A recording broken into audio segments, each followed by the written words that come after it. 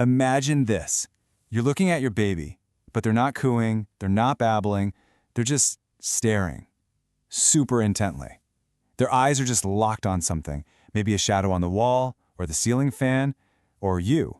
And there's this stillness, a quiet focus that, let's be honest, can feel a little weird. And if you're a parent, that quiet, intense gaze can be the first step down a pretty anxious road. Your mind just starts spinning, right? Is this okay? Why isn't my baby making all those noises the books talk about? And you just feel that little knot of worry start to tighten up in your stomach. So, you do what we all do in the middle of the night. You grab your phone. And the search results are just terrifying. Every single link seems to be screaming autism, ADHD, or some other scary developmental delay. And that little knot of worry? Yeah, it just explodes into full-blown panic. You're suddenly convinced you're missing some huge critical red flag. But I want you to just pause for a second. Take a breath. What if that silent stare isn't a sign of a problem at all? What if it's the total opposite? What if it's the quiet hum of a superpowered brain booting up for the first time? In this explainer, we're going to decode these hidden signs and show you a side of this you probably never expected. This brings us to our first big idea, the science that's actually behind that stare. See, it's not really about what the baby is looking at, it's about how ridiculously fast their brain is processing it. Let's dive into the high-speed brain. So, the key to all of this is a psychological concept called habituation. Now, that sounds super technical, but it's actually really simple. It's just the fancy word for getting bored. You know how it is. When you see something for the first time, it's fascinating, but the more you see it, the less you care. Well, researchers use this exact idea to measure how fast a baby's brain can process and basically solve a new image. And here's where it gets mind-blowing. Study after study shows that babies with incredibly high cognitive abilities are what scientists call short-lookers. Think about that. They're not looking away because they have a short attention span. They're looking away because their brain has already sucked in all the data, processed it, categorized it, and understood it at lightning speed. They're not distracted. They're done. They're ready for the next thing. The data is so clear on this. The faster an infant's brain can process information, the quicker they get bored and look away. So that rapid boredom isn't a negative thing at all. It's actually a sign of incredible neural efficiency. In fact, this one measurement is one of the most powerful predictors we have for a high IQ later in life. So what's actually happening in their brain on a physical level? Well, think of your brain's wiring. It's all coded in this stuff called myelin, which is kind of like the rubber insulation on a cable. It makes the signals travel way, way faster. And research suggests that these gifted babies have more myelination. So their brain isn't just running on a regular connection, it's hooked up to its own private, super fast fiber optic network. But, and this is a really big but, having a brain that operates at this kind of speed isn't some simple golden ticket to an easy life. This kind of extreme intelligence often comes with a hidden and, honestly, a deeply challenging side effect. And this brings us to what's known as the gifted paradox. It's the fundamental conflict of having the mind of a supercomputer trapped inside the still developing body and emotional system of a toddler. The technical term for this is asynchronous development. And for many experts, this is the defining trait of giftedness. It just means that different parts of the child are growing at totally different speeds. Their brain is basically living in a different time zone from their physical body or their ability to handle their feelings. I mean, just try to imagine this for a second. You have the brain of a 10-year-old, able to think about complex, abstract ideas, but you have the emotional toolkit of a 3-year-old. You can see patterns everywhere, but you can't tie your own shoes yet. You understand the concept of fairness on a level that's almost profound, but you don't have the words to ask for a turn with a toy. That is the world they live in, every single day. And this right here is the real reason behind so many of those behaviors that can be so confusing for parents.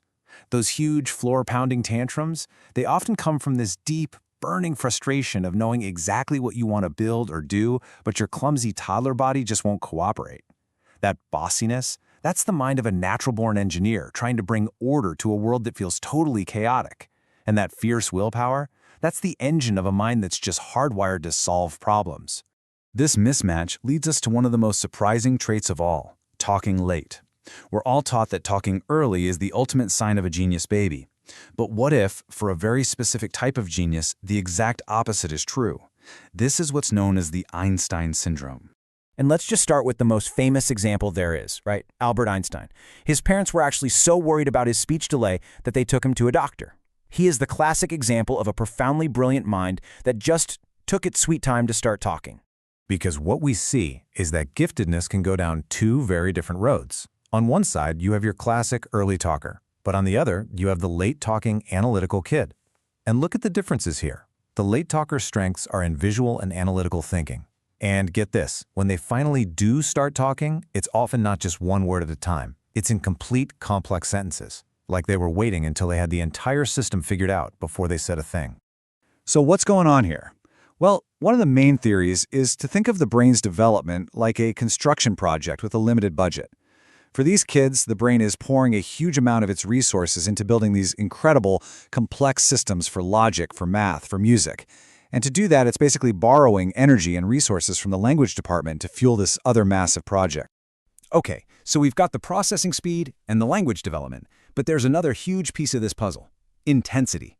These kids don't just see the world, they experience it in stunning and sometimes overwhelming high definition. A Polish psychiatrist named Kazimierz Dabrowski gave us this brilliant way to understand it. He called them the 5 overexcitabilities. And these aren't disorders, okay? They're just inborn, supercharged ways of experiencing life. So a gifted child might have a sensual overexcitability, where a little tag on their shirt literally feels like sandpaper. Or an emotional one, where they feel other people's pain so deeply they'll burst into tears if another baby cries. Then there's intellectual, with the nonstop why questions, imaginational, with this incredibly rich inner world, and psychomotor, which looks like just a bottomless well of physical energy. So it is absolutely crucial that we change how we see this. What we might be quick to label as being dramatic or too sensitive or hyper is usually something else entirely. It's the lived experience of a nervous system that is fundamentally wired with a higher resolution. They're just taking in more data from the world more intensely every single second of the day. So we've got the high-speed brain, the developmental paradox, and this intense way of experiencing the world. But that leads us to the most important question of all. Is all of this just predetermined? Is it pure genetic luck? Or is there something we can actually do to help this potential grow? And this brings us to the genius switch. The answer, amazingly, lies in the science of epigenetics. What it tells us is that our genes aren't just this fixed, unchangeable blueprint. They're much more like a massive, complicated switchboard. And it's the experiences a baby has, especially the love and interaction from their parents, that are the hands that physically flip those switches on or off. Think about that. A loving, responsive environment literally changes how your child's genes are expressed. Your love, your comfort, playing with them, these aren't just nice things to do. They are active, biological ingredients. They're the physical mechanism that helps turn that raw genetic potential into a stable, functional, amazing reality. You are the one who helps turn the key. So in the end, that silent stare, that huge tantrum, that late start to talking, they might not be the red flags you feared at all. They might just be the opening scenes of a really remarkable journey. So the real question isn't whether your child has potential. It's how will you nurture the incredible, unique potential they already have. I'd love to hear some of the amazing or even weird things your own kids do. Share them in the comments below. And if you're looking for ways to support that amazing little brain, check out the description for some of the best educational tools and resources we've found.